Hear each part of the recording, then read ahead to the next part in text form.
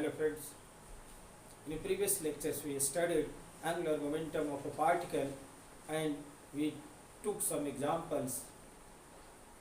In this way we will study about angular momentum of a rigid body, not particle but rigid body. It is something shape size, but about fixed axis. In further lectures we will study about angular momentum of a rigid body, but that motion will be translational cum rotational. Now we are not studying translational motion, we are studying the case in which we have to find out angular momentum of a body, not particle, when axis of rotation is fixed. It is only rotating about fixed axis. Okay, for this one, suppose this is any shape of body and there is a fixed axis here at O, fixed axis at O. This is rigid body, that's of mass m, total mass m.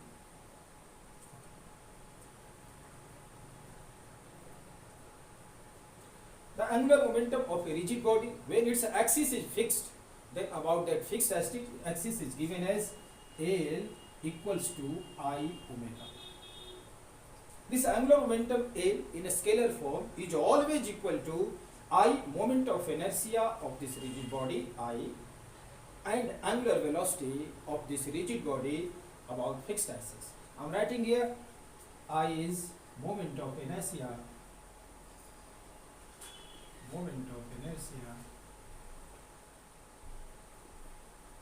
of given rigid body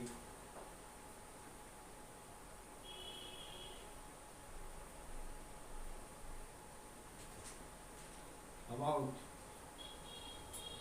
given axis through O,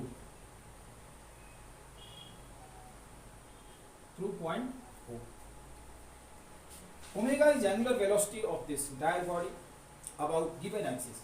This omega may be different about different axes, but if axis is fixed, every particle of this rigid body will have same angular velocity omega about given axis.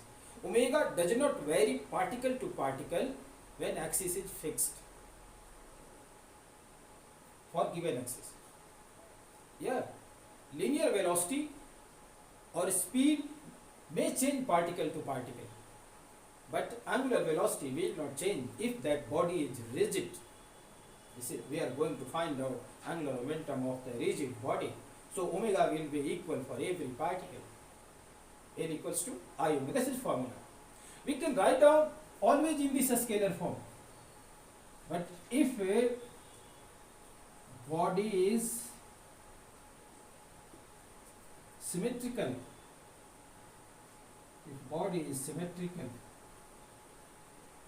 about given axis,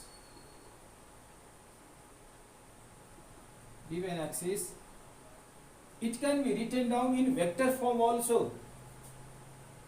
L equals to I has no direction omega. We can write this equation in vector form only when we are confirmed that this body is symmetrical about the given axis. If it is not symmetrical, in that case only this scalar form is true but not vector form.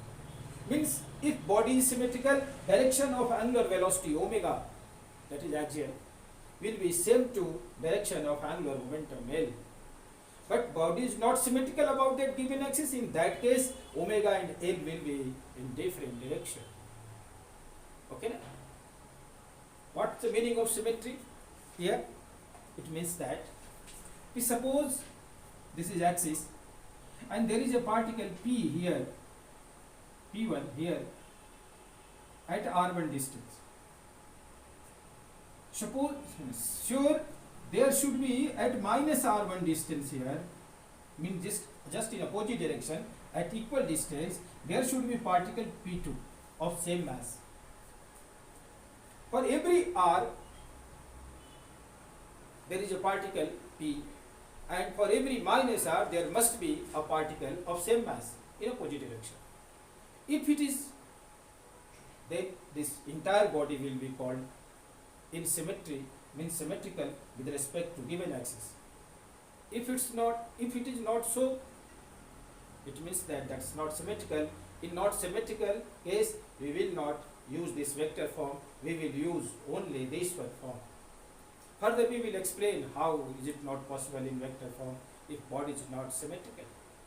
But firstly we should know this formula in this lecture, and this is the way. Okay, we are further describing this concept. Suppose we know there is particle of mass mi at ri position vector, I for integer might be 1, 2, 3, anyone. Its velocity is vi. We can write down angular momentum of this particle as mi ri vi. This is rotating. We should write down in this way also, mi ri vi sin theta I. But this body is only rotating about this one, not translating. So velocity will be always perpendicular to this radius. In the case of translational cum rotational motion, vi might be in different direction to 90 degree. But if it is pure rotational about this one, v will be, linear velocity will be sure perpendicular to ri. So theta y will, for every particle will be 90 degree. Here, in pure rotational motion about given axis of rigid body, for every particle theta I will be 90 degree. So we need to write down only mi ri vi, means L m ri vi. You know, v equals to r omega, L equals to a I r I omega r. Vi is r omega or omega r I. Omega is same for every particle, so we need not to write down subscript I, because that is same for body number, particle number 1, 2, 3 and everyone. So we can have here for entire body this resultant L will be given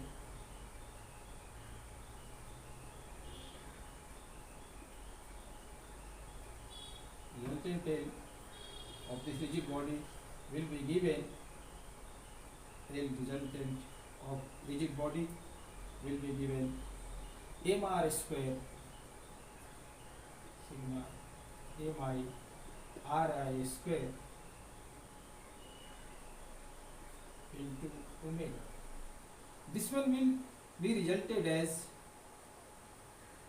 resultant will be mi square ri square sigma will be I and I omega. We can prove that this angular momentum of a rigid body about given fixed axis will be I omega. So this is angular momentum of a rigid body about fixed axis of rotation.